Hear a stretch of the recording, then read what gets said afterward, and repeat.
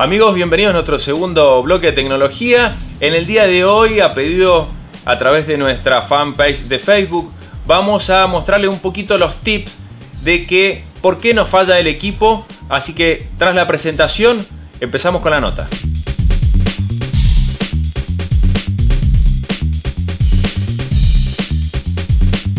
Esta es la falla número 1. Vamos a encender el equipo y vamos a escuchar el post de BIOS.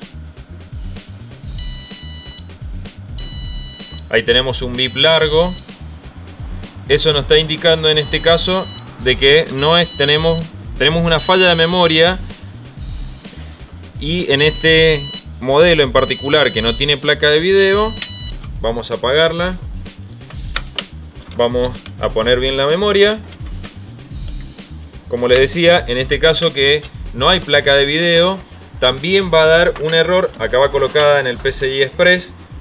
Va a dar también un error de video, por supuesto, porque está compartida con la memoria RAM. Vamos a colocarle la memoria y vamos a escuchar el post de BIOS, que es un bip corto, que nos daría el OK. Ahí acaba de arrancar la máquina. Lo vamos a repetir porque fue muy rápido.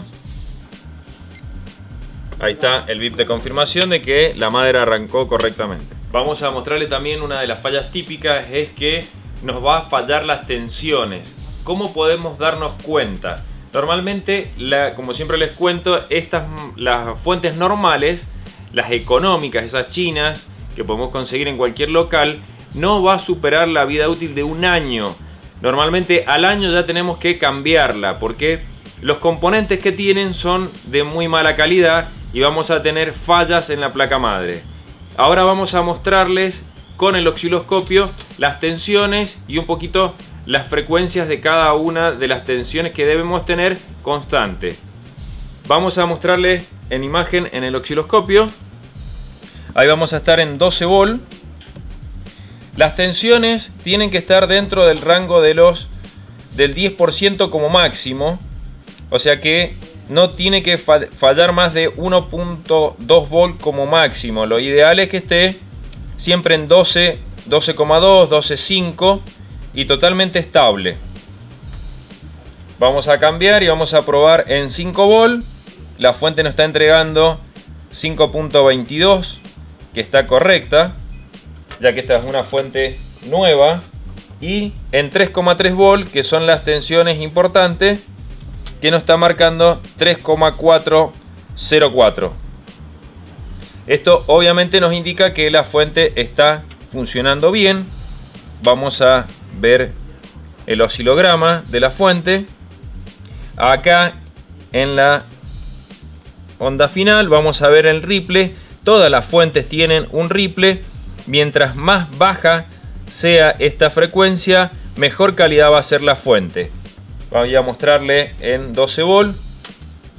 Acá vamos a ver que el ripple es menor, ya que es mucho más finita la diferencia que vamos a tener. El ripple es la tensión que vamos a tener, positiva o negativa, sobre una tensión fija, que en este caso son 12.20 volt.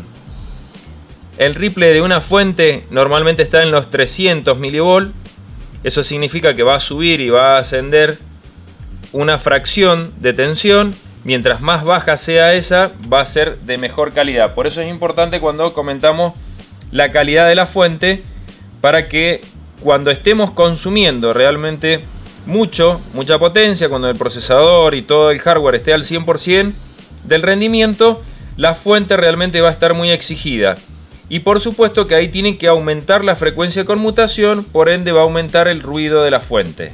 Una de las formas bien sencillas que tenemos de darnos cuenta qué tensión tenemos en la fuente, lo mejor es por supuesto tener un tester o un osciloscopio. En este caso vamos a ver qué información nos está dando el voltaje de la placa madre, y es importante de que cada uno de los parámetros esté lo más estable posible. Vamos a ver en la pantalla, por ejemplo, señalado en blanco, ahí vamos a ver la tensión del procesador y las tensiones acá abajo, que acá nos ayuda. Van a ver que es 3.3 y tenemos 3.296, casi perfecta la tensión. En 5 volt tenemos 0,46 arriba, estamos perfectamente bien. Y en 12 volt también está casi perfecto. Las tensiones vengan en la imagen que no varía. Esto significa de que está estable y está correcto. La variación que vamos a tener tiene que estar como máximo en los procesadores entre el 2 al 5%. Estas variaciones pequeñas son normales. E igual en el tema de la tensión de la memoria. Un dato que en este modelo no lo estamos viendo es la tensión de la placa de video, que también es muy importante en plena carga. En este caso no tenemos carga, está en flote, por eso vemos tanta estabilidad en la fuente. Cuando nosotros realmente cargamos, va a trabajar mucho la fuente y ahí va a exigir todos los componentes internos. Por ende vamos a tener mucho más variabilidad. Recuerden de que si acá que no tenemos carga hay una pequeña variación, cuando tengamos máxima potencia esa variación se va a ampliar mucho. Entonces es un punto para que nosotros podamos medir caseramente en nuestra casa, en nuestro hogar, con la misma placa madre, siempre haciendo una pequeña corrección. Las tensiones que podemos llegar a ver en las placas madre, si no ha estado actualizado el BIOS, por ahí puede haber una diferencia, ya que se usan multiplicadores matemáticos y no es lo mismo que un instrumento que mide tensiones RMS, pero no va a dar un parámetro para ver cómo está variando la tensión.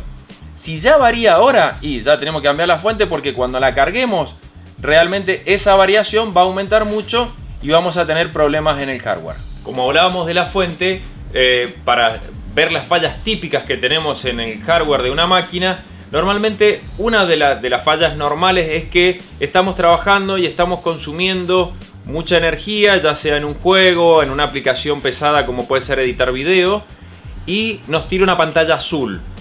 ¿A qué se debe esa pantalla azul? Normalmente, por eso siempre en esta nota lo que vamos a charlar son las fallas típicas. Después vamos a ver que hay excepciones a eso, pero la falla típica es una falla de fuente. Cuando tenemos un consumo excesivo por ahí de la placa de video o del procesador, la fuente ya no puede entregar más esa potencia, baja la tensión de alimentación y por ende el procesador o el componente no está bien alimentado y está fuera de rango. Por una cuestión de protección, el sistema operativo nos tira esa pantalla de error que por supuesto nos debe preocupar. Tenemos que investigar cuál es la falla. La falla número 3, podríamos decir que es la clásica cuando se nos ensucia nuestra placa de video. Acá tengo placas de video de alta gama, grandes, donde realmente estos coolers tienen mucha potencia. Entonces normalmente no notamos que realmente se han llenado de tierra hasta que no se abre el equipo. Algo mucho más grave que la tierra es la pelusa, que se forma normalmente con el algodón que tenemos en casa. En el hogar, cuando se está limpiando, esa pelusa que se va juntando por ahí en las esquinas, lamentablemente es absorbido a través de los ventiladores que tenemos en nuestro gabinete y se van depositando dentro de, en este caso, de la placa de video o también del procesador, que es otra de las fallas que vamos a ver. Una vez que se tapa completamente la rejilla o el rallador que tiene, por más que el ventilador realmente esté funcionando, o en este caso fan, a la máxima potencia, al 100% de carga, no vamos a tener una buena refrigeración y vamos a tener normalmente también una pantallazo azul que, o algunos equipos que tienen protección, se van a apagar. ¿Por qué razón? Y porque el componente ha excedido la temperatura. Entonces, una buena recomendación es que seteen bien la placa madre con las temperaturas máximas que va a tener, tanto el procesador como la placa de video. Este es un rallador que es el que normalmente van a ver dentro también de las notebook y de las Only One. El sistema de disipación que tienen es muy parecido. Esta es una placa de video doble fan, pero es exactamente igual. Ahora los voy a mostrar en una Only One, que es más difícil notarlo, igual que en las notebook. Por ende, una vez al año por lo menos, como mínimo, si la vamos a usar en la cama, que yo no lo recomiendo, en las habitaciones normalmente no debemos usar las portátiles porque ahí con las prendas van a absorber mayor algodón y se van a tapar los coolers. Si se tapan los coolers, como les decía, van a tener problemas de pantallazo azul. Otro de los inconvenientes, ¿cómo lo van a notar? Con un ruido extraño. Apenas enciendan su notebook o su all-in-one, van a sentir que hay un ruido de cooler que acelera o desacelera. Pasado unos minutos sentimos una tranquilidad que ese cooler dejó de hacer ruido. Preocúpense cuando empiece eso, porque eso es el síntoma de que están teniendo falla ya en el cooler. A veces clientes me cuentan, me dicen, pero pasado 2 minutos no lo hace más. Por supuesto que no lo hace más, es porque se va dilatando el buje que tiene, que son lamentablemente plásticos, y deja de rozar. Pero eso no significa que se haya ido el problema, sino que se está agravando. Si se dilata demasiado, por ahí es muy probable que se agarre completamente y deje de girar. Por eso también nosotros no lo vamos a escuchar, con lo cual estaríamos dañando el equipo informático. Fallas clásicas también de los discos rígidos. Tengo un disco de 2,5, que es un disco de notebook, y tengo un disco de PC de 3,5. Es muy sencillo, por ahí es más fácil escuchar el ruidito de un disco rígido cuando empieza a fallar. La lectura normal de cuando encendemos el equipo es para que el disco acelere y llegue a la velocidad nominal, que normalmente es 7200 en el caso de la PC y 5400 en el caso del disco de 2,5 de notebook. ¿Cómo nos podemos dar cuenta? Porque hace un chasquido, normalmente con una frecuencia de 1 segundo. Vamos a ver en imágenes que tenemos editados cómo es el ruido clásico de un disco rígido donde está fallando cabezal. La falla de cabezal es irreparable, entonces tengamos mucho cuidado cuando empiece a hacer las primeras fallas el disco rígido. Es muy difícil que el disco se rompa sin antes haber algún indicio de que se está dañando. ¿Cuál es la falla cotidiana? Es que lamentablemente hemos golpeado la máquina. Cuando se cae el equipo, normalmente tenemos que encenderlo y hacer un backup en el momento, no dejarse estar, porque seguramente la próxima vez que arranque el equipo ya no se pueda recuperar la información. Y cuando el caso es que si le hemos golpeado y la máquina sigue funcionando, empieza a hacer ruido de cabezal, sí o sí tenemos que hacer backup y cambiar ese disco rígido, hacer un diagnóstico en un servicio técnico profesional para que sepamos cuáles son los sectores defectuosos. Y por último es la vida útil. Normalmente en la PC se estima que son 3 años, usándolo aproximadamente 4 horas por día, y igualmente con el uso de la notebook. Normalmente la usamos 2 o 3 horas por día, no más de eso, y dura como máximo unos 3 años. Eso es para tener una buena calidad de servicio en el disco rígido. Por supuesto que van a haber algunos que me van a decir, mi notebook hace 6-7 años que me funciona bien el disco. Sí, en condiciones ideales los discos rígidos viejos leían a menor velocidad que los actuales, son mucho más lentos y además tiene mucho menos densidad. Fíjense que en un tamaño tan pequeñito vamos a almacenar 1, 2 o 3 teras de información y los discos antiguos no superaban los 80 gigas. Entonces la diferencia geométrica realmente ha avanzado muchísimo. ¿Cómo podemos compactar toda esa información en un tamaño tan pequeño?